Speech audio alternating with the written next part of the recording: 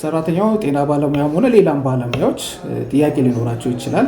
ማንኛውም ሰራተኛ ማንኛውም ሰው ሊኖረው ይችላል። ግን ጥያቄ ስላለው ስራ አቁሞ ሰዎች እንዲበደሉ ማድረግ ይሄ በፕሮፌሽንም አግባብነት የሌለው እኛ ማናደርገው ነገር ማንቀበለው ነገር ነው ማለት ነው። እንደ ሐኪም ቃል የገባንለትም ለማህበረሰብ ለማገልገል ነው። በዚህ አገልግሎት ውስጥ ደግሞ ከኛ ሁሌ የተሻለ ነገር የሚጠብቁ ህፃናት አሉ፣ ነፍሰ ጡር እናቶች አሉ፣ በድንገተኛ አደጋ ተጎድቶ የሚመጡ አሉ። ረጅም ጊዜም ደግሞ ክትትል ላይ ያሉ ታማሚዎች አሉ። እነኚህን ሰዎችን ችላ ብሎ ለነሱ ለሌላ አደጋ አጋልጦ የራስን መብት ማስከበር ከሙያ አንጻርም ተቀባይነት የሌለውና ማስፈልግ አካሄድ ነው። ይህንን የሚያደርጉትን ባለሙያዎችም አይ ስራችሁን እየሰራችሁ ጥያቄያችንን እናቅርብ የሚል ነው ምክር የምንሰጠው።